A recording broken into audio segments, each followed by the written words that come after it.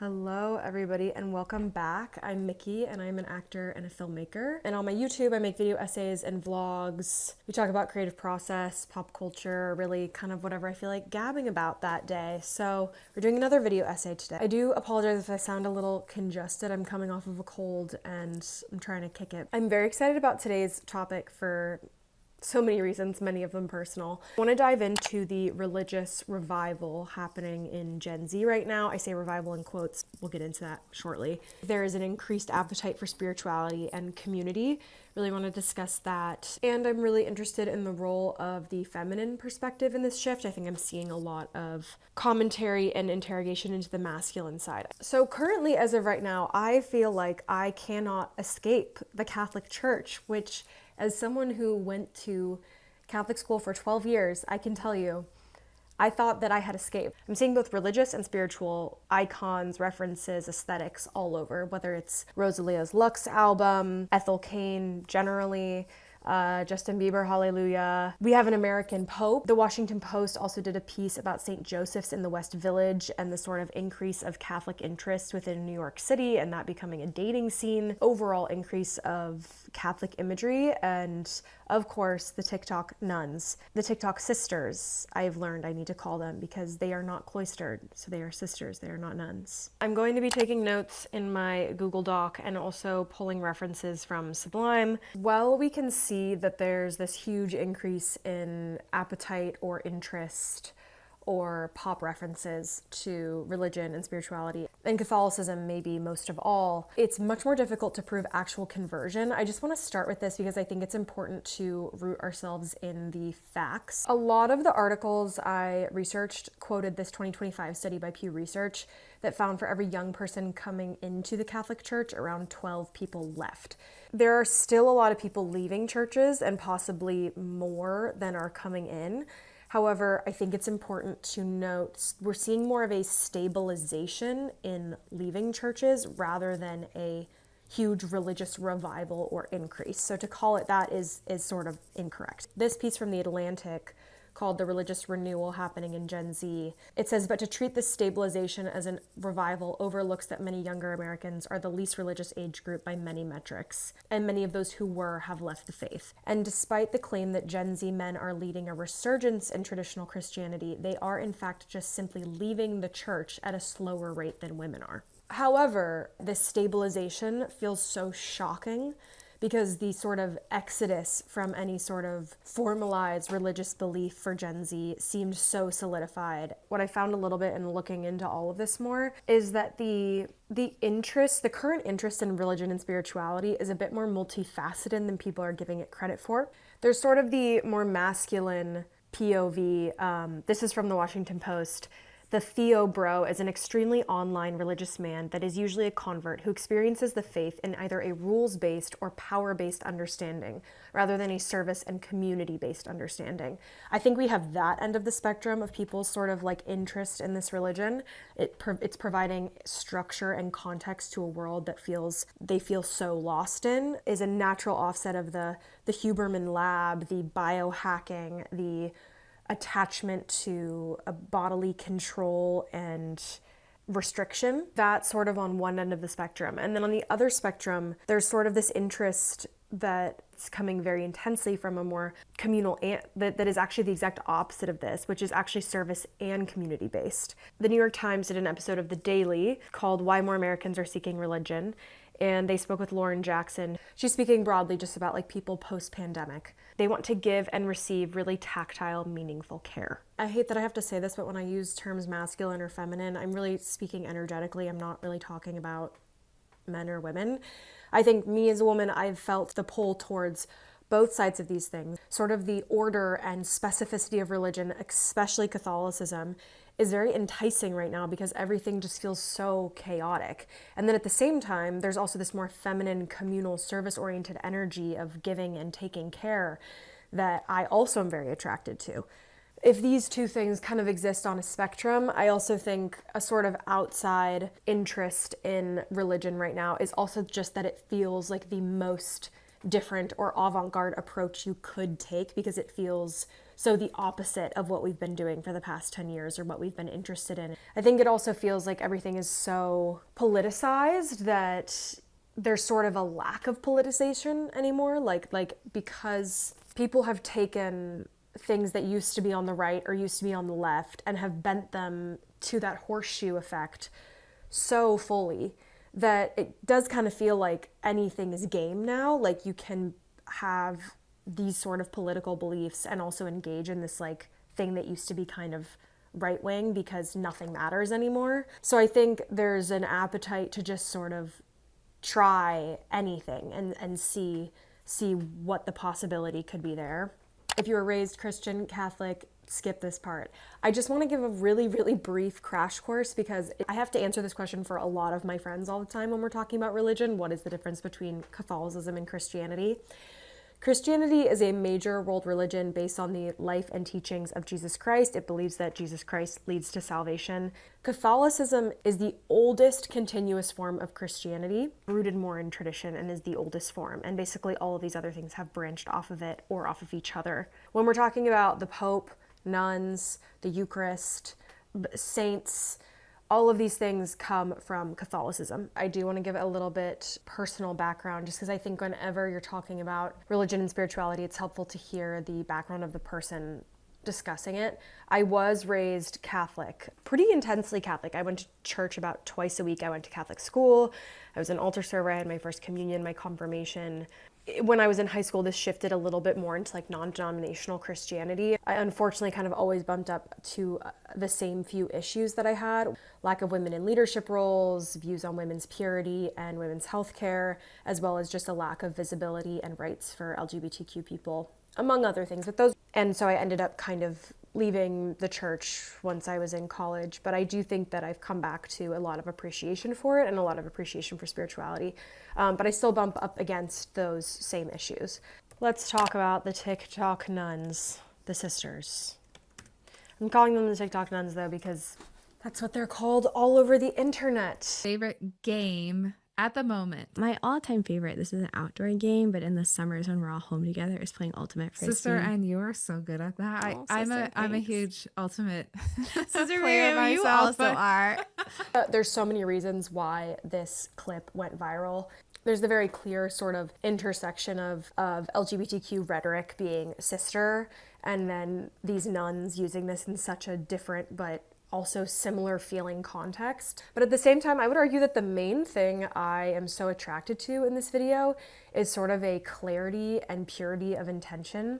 We're also being fed so much content and we're aware of the tactics now that people are using to like get us to tune into their content. The New York Times has a piece on sort of why and sort of how the production behind this podcast is being made. The sister is speaking about how the producers get it all done.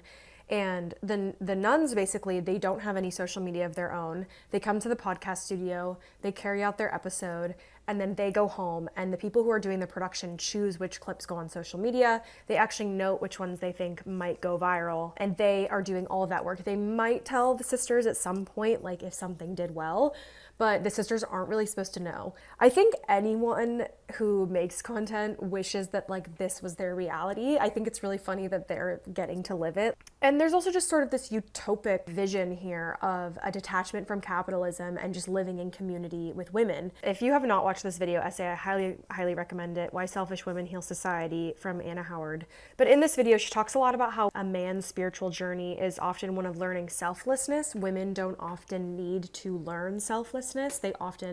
A lot of women's journeys of self-actualization is learning to lean more into the self and the ego and create more space and importance around what they want and what they need. When I see this, I also think sort of just this, the sort of spiritual, the revival of this ironic 2016 spirituality memes. Piece by Isabella Greenwood, talking about these sort of like memes and everything. And she says this aesthetic was overwhelmingly mediated through white Western middle class femininity. However, she later says, while spirituality itself is not solely an aesthetic for me, the aestheticization of it needs not be dismissed so quickly. Approached playfully and with a degree of self-awareness, engaging with its symbols can function less like a claim to a spiritual authority than as a tongue-in-cheek gesture. In this sense, playfulness may even resist the deeper virtue signaling and performativity that spirituality in its more institutional or dogmatic forms so often produces. But I honestly think in the context of Anna's video essay, the reason that the nuns resonate so much is that we're sort of seeing this like selflessness and selfhood at the same time. Specifically in this, the woman speaking about ultimate frisbee, she's explaining her true interest in this hobby that she gets to devote herself to within the community of others, where we're kind of getting both ends of the spectrum that I was talking about earlier. Like they're living a very rigid lifestyle while at the same time really giving and receiving tactile care and being able to achieve some level of selfhood. Before we get into the next section, I just want to take a quick moment to talk about Mubi, who has kindly sponsored today's video. Mubi is a curated streaming service focused on great cinema from all around the world. They spotlight everything from legendary directors to newer voices, and every single film is handpicked by someone on their team, not an algorithm. So it's one of the few streaming services that really feels intentional. If you subscribe to this channel, you know we talk about film all of the time, and so many of my favorite films are on Mubi right now. First one I really recommend is Lurker. It's a psychological thriller written and directed by Alex Russell. It follows an obsessive fan who worms his way into the inner circle of a rising pop star. The second film I highly recommend is How to Have Sex. It is a coming-of-age drama written and directed by Molly Manning Walker.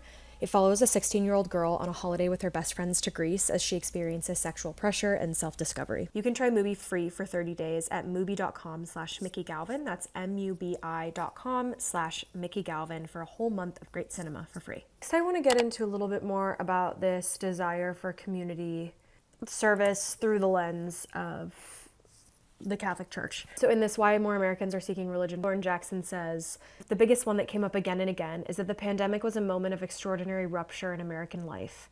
The moment we start to see secularization level off or pause is just about the same moment that the pandemic started. People were forced to contend with their own mortality and look hard at the questions that they had about how they were living and if it was working for them. And a lot of people decided that it wasn't working for them. It wasn't. And I think many people have realized, especially in the last few years, that they don't really have the depth of community that they long for in their lives. So I want to leave that, and then I also want to watch this TikTok. I think the thing I live, laugh, love the most about late stage capitalism is that we no longer have time for community, so we build like a false sense of community through consumption.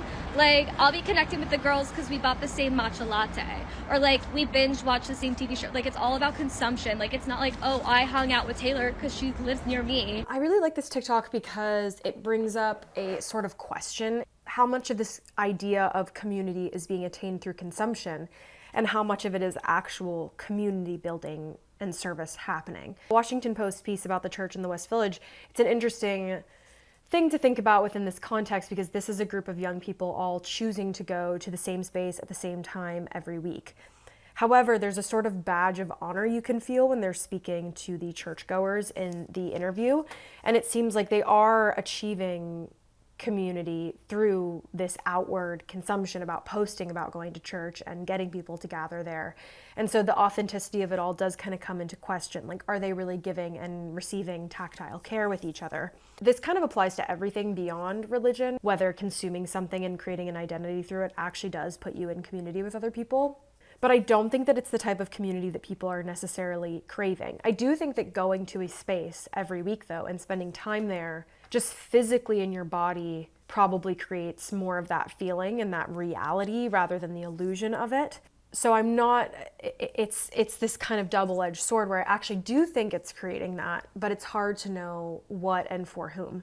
Rules-based theo-bro attachment to Catholicism specifically comes from the fact that it can be signaled so clearly. The creative direction of the Catholic Church is just insane. It's been honed over years and years and years. It is so precise and so specific because it's so easy to signal that you are a part of it through any sort of religious iconography or way of living or giving up XYZ for Lent. I've actually been coming to terms with more since leaving the Christian faith and the Catholic faith has been that most of my experiences of communal care, mutual aid, giving and really receiving on more of a concrete, active basis was when I was a part of the church. I might get copyrighted for this music, so I'm just going to repeat what they're saying. The Catholic Church is basically the largest social safety net that we have in the United States outside of government and state-run programs. I do think that when we're talking about giving and receiving tactile care, we can't ignore this fact. And so it's hard. It's on the one hand, we kind of have this like engaging in religion and that signaling community through consumption. But then on the other hand, we have this very real signifier of community, specifically within Catholicism. And I don't know if that's really what's attracting people to Catholicism right now, but I do think that it exists so thoroughly. Okay, I want to get back to the question of authenticity, which we're still kind of speaking about here. Like, is this religious renewal in Gen Z authentic, or are people actually having an authentic religious experience? It does remind me of when I was young and I would go to church and people around me would kind of throw off or joke about the Catholics that only went to church on Easter and Christmas, because we went to church every week, being engaged in the community but not necessarily being engaged in the faith itself. And I found that to be one of the most difficult things about being engaged in religion, was the constant sort of subtle evaluations of others' buy-in to the faith. Reasons that this sort of spiritual revival was not so surprising to me was that in New York, in like the Dime Square scene, there was also sort of a revival in 2022 where it was seen as the like weird avant-garde thing to become a Catholic and start going to mass. You can read about that. It wasn't like a movement like this one, but it was sort of this kind of like counterculture idea. Dime Square is exhausting on so many levels, but I read this New York Times piece about it in like 2022, and they quoted Honor Levy from her podcast. You just do the rituals and then it becomes real, even if you don't initially believe it. That's what religion is.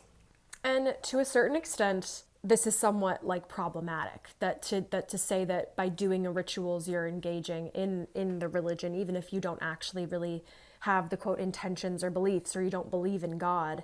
But it's just, this is where it gets really, really tricky, because it's like, does doing something mean the thing? It's a more of a chicken or an egg situation. And also I think that ritual is something that we're all very attracted to right now, whether it's like a skincare routine or what do you do in a day. And the ritual, we all understand that over time, if you do something, it becomes you. Like, we're so affected by outside things. And it does remind me of this quote from the Isabella Greenwood piece: playfulness may even resist the deeper virtue signaling and performativity that spiritually in its more institutional and dogmatic form so often produces. I don't know whether it's a good or a bad thing, but I do think that the authenticity question and the sort of ritual versus reality, like ritual versus the thing itself, is important to come into question. In one of, I think it's the Washington Post article, one of them says that why they were drawn to Catholicism is because they saw Episcopalianism as the Diet Coke of Catholicism, and they wanted the real thing with all the rituals and the traditions.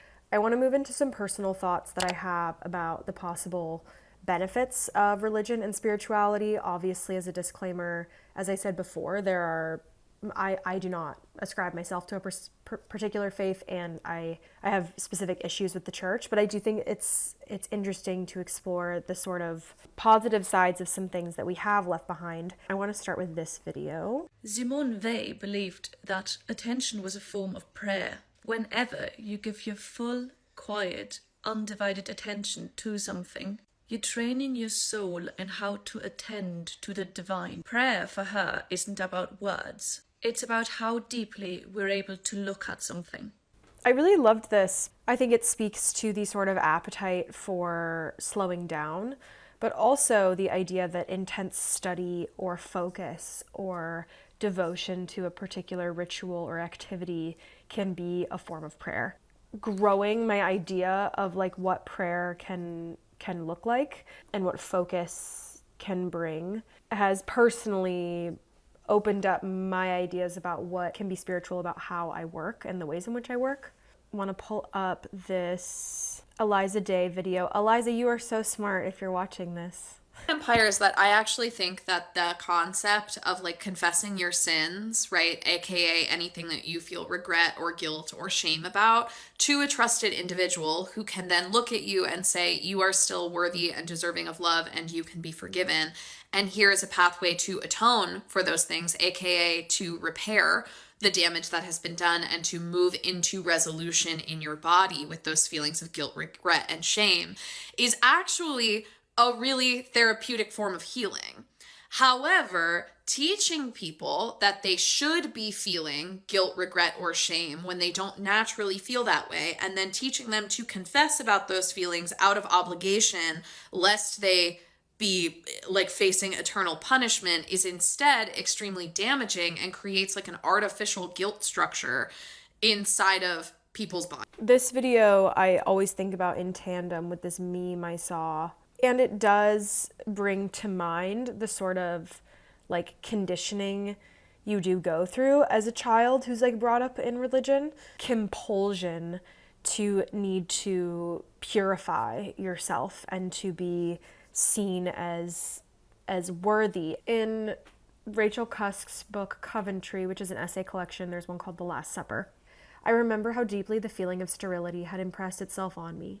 The feeling of Sunday, of nuns and their habits, of old bones, of disapproval and shame. It seemed to be paving the way not to heaven, nor even to hell, but to absolute and final nothingness. When I read this description, it just incited and brought back, I felt like a child reading this description, sort of my confusion around Catholic images and iconography. It all just felt so sterile to me and honestly so frightening as a child. Currently, as an adult, so torn whole towards community and service and needing more of that, while also knowing so much of what this can mean to me. This video made me giggle. I feel so guilty with the success I have. I'm thinking about becoming a Christian. I feel like, and Wow. I really like, Wow. Wow. I don't know how to say this without sounding like an absolute like asshole, but like people compliment me like a lot and they're like, oh, you're so like, you're gonna be something, kid, or whatever. And I'm like, I can't handle this. And I'm like, but if I believed in God, I could give all of it to God. In a way, most of the things that have helped me spiritually in the past 3 to 5 years have all been things like letting go of control and surrendering to some sort of higher power, like all things that I was taught very intensely in Christianity.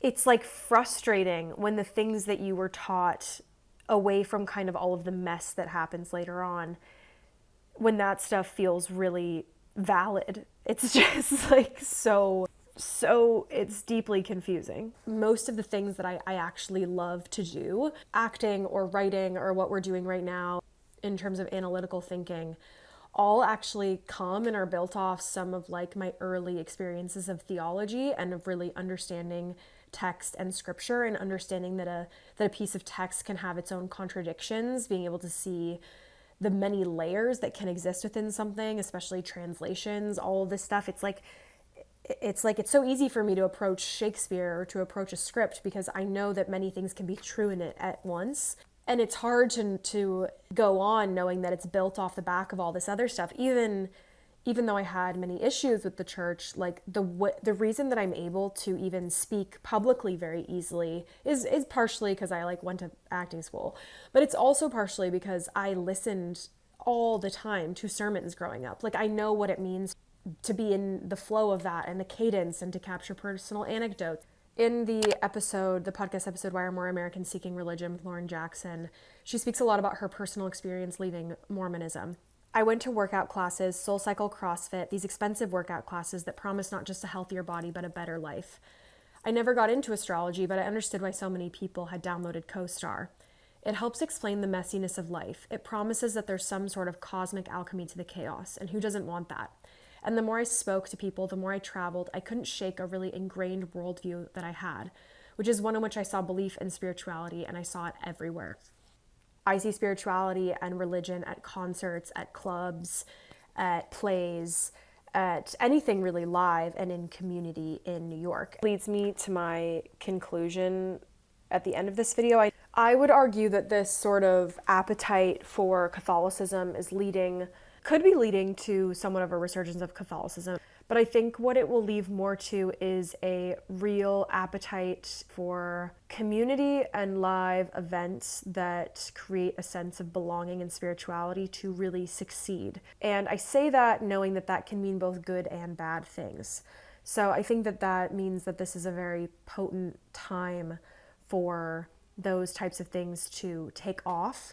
However, I think that those types of things can also be co-opted very easily, and I know this so well by, being a part of organized religion. So I think I have such a distrust of it a little bit. Most of my spirituality I've explored since kind of leaving a more organized structure has been just personal and on my own. In the Washington Post piece, our culture pushes that the meaning of life is consumerism and career, and they're looking for something more than what they can produce and what they can buy. People looking for something more than what they can produce and what they can buy makes me very happy. It also makes me think that people are very susceptible to being taken advantage of. I think that the companies and the experiences that offer something in this realm are really going to succeed in the next 5 to 10 years. The only kind of silver lining within all of this that I do feel is that I don't think that reveals something that is so the opposite of the tech world thinks we want right now, pushing this sort of hyper individualistic optimization, and people are actually seeking out things that do not coincide with that. They are seeking out community and service, hopefully. Okay, I think that is all I want to say on this. Thank you for watching this long video. You can follow me on Instagram. You can join Substack. I have a Substack chat. I'm probably going to be asking what you guys might be interested in for my next video essay. And we also just talk about other stuff on there. I'm posting a little bit more on Substack here and there when I can. Thank you for 100K. I'm so, so, so grateful. I so appreciate your time and attention, and I hope that you have a beautiful month of June, and I will see you guys so soon. All the love. Have a beautiful month. Bye-bye.